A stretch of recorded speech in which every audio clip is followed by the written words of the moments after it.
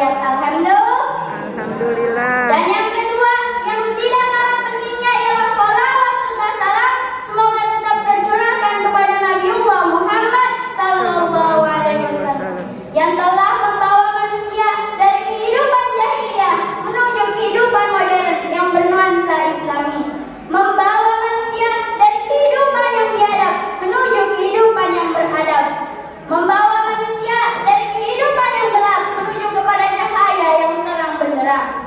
Hadirin wal hadirat serta teman-temanku yang saya sayangi dan saya banggakan, pada kesempatan lomba vokasi kali ini perkenankan Ananda berdiri di sini untuk membawakan sebuah ceramah bertema berbakti kepada kedua orang tua. Setiap manusia pasti mempunyai orang tua. Tidak satupun manusia yang lahir tanpa orang tua. Maka dari itu kita harus dan wajib berbakti kepada kedua orang tua kita. Teman-teman, saya mau tanya nih, boleh nggak? Boleh. Teman-teman masih punya ibu? Masih. Teman-teman juga masih punya bapak? Masih. Alhamdulillah. Jika teman-teman masih mempunyai orang tua, mari kita berbakti kepada kedua orang tua kita. Jika kita ingin mendapat kasih sayang dari Allah, maka kita harus mendapat kerelaan dari orang tua kita.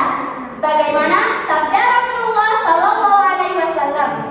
An Abdillah bin Amr radhiyallahu anhu qala Rasulullah sallallahu alaihi wasallam, ridallahu fi ridal walidain wa suhtullahu fi suhtil walidain. Yang artinya dari Abdullah bin Umar bahwa Rasulullah sallallahu alaihi wasallam bersabda, keridhaan Allah itu tergantung pada keridhaan ibu bapak, dan murka Allah itu tergantung pada murka ibu bapak. Hadis riwayat At-Tirmidzi. Maksud dari hadis ini adalah apabila kita ingin mendapatkan surganya Allah, maka kita harus mendapat kerelaan dari orang tua kita. Teman-teman, bagaimana ya caranya supaya bisa dapat kerelaan dari orang tua kita? Ada yang tahu nggak? Enggak. Kalau kita ingin mendapat kerelaan dari orang tua kita sebagai pelajar atau santri TPA, tugas seorang anak adalah belajar. Maka dari itu, kita harus belajar dengan sungguh-sungguh agar mendapat peringkat atau ilmu yang bermanfaat, supaya orang tua kita bangga dan bahagia. Contoh lainnya adalah apabila orang tua kita menyuruh kita, maka kita harus laksanakan perintah itu. Jangan sekali-kali kalian menolak ataupun membantah. Allah melarang kita berkata, nanti dulu dong mah, atau capek mah. Allah subhanahu wa ta'ala berfirman dalam Al-Quran surah Al-Isra ayat 23. A'udzu billahi minasyaitonir rajim. Bismillahirrahmanirrahim. Wa qada rabbuka alla ta'budu illa iyyahu wa bil walidaini ihsana. Imma yablughanna indakal kibara ahaduhuma aw kilahuma fala taqul lahuma uffin wa la tanharhuma wa qul lahuma qawlan karima. Yang artinya, dan Tuhanmu telah memerintahkan supaya kamu jangan menyembah selain Dia, dan hendaklah kamu berbuat baik kepada ibu bapakmu dengan sebaik-baiknya. Jika salah seorang keduanya atau kedua-duanya telah berusia lanjut dalam pemeliharaanmu, maka sekali-kali janganlah kamu berkata dan janganlah membentak mereka, dan ucapkanlah kepada mereka perkataan yang mulia. Quran surah Al-Isra ayat 23. Teman-teman, siapa sih orang tua itu? Ada yang tahu nggak? Enggak. Orang tua adalah orang yang melahirkan kita, orang yang mengasuh kita, orang yang mendidik dan membesarkan kita. Betul? Betul. Kita tidak akan lahir jika tidak ada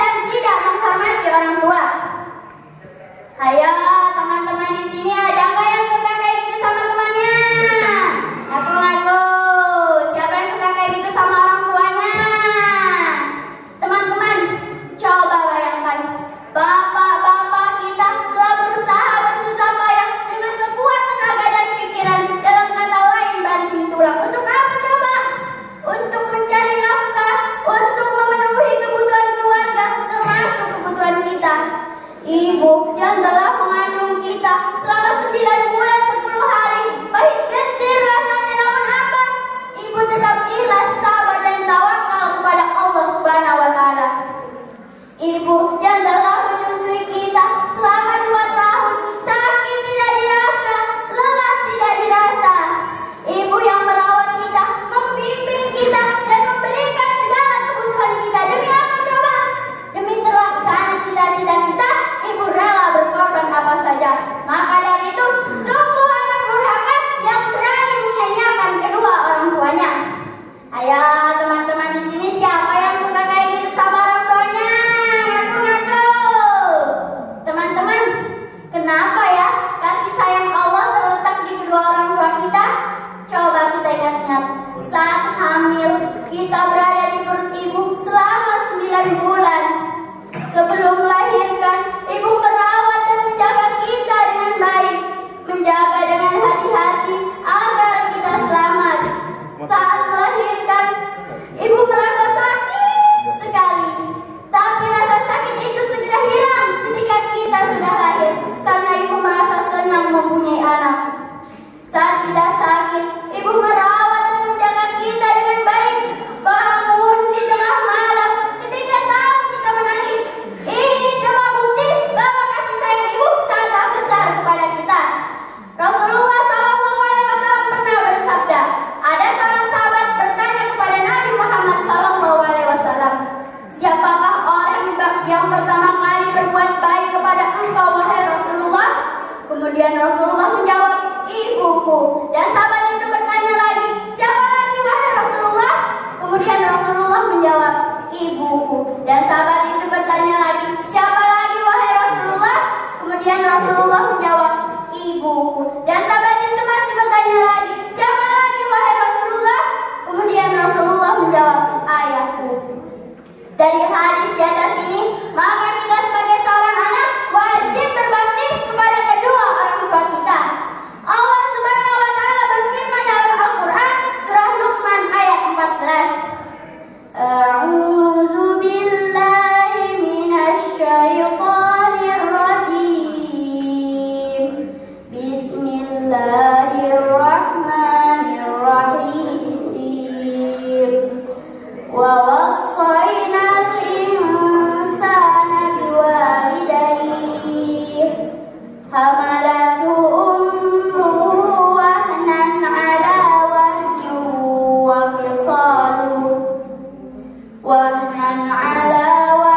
wa fisaluhu fi 'amaini an ishkur li wa liwalidayhi ilayyal masir, yang artinya, dan kami perintahkan kepada manusia agar berbuat baik kepada ibu bapaknya. Ibunya telah mengandungnya dalam keadaan lemah yang bertambah-tambah dan menyapinya sampai usia 2 tahun. Bersyukurlah kepadaku dan kedua orang tuamu, hanya kepadakulah kembalimu. Quran Surah Luqman ayat 14. Dari ayat di atas ini, maka kita sebagai seorang anak wajib berbakti kepada kedua orang tua kita. Teman-teman, gimana ya kalau orang tua kita sudah meninggal dunia? Apa yang harus kita lakukan? Ada yang tahu nggak?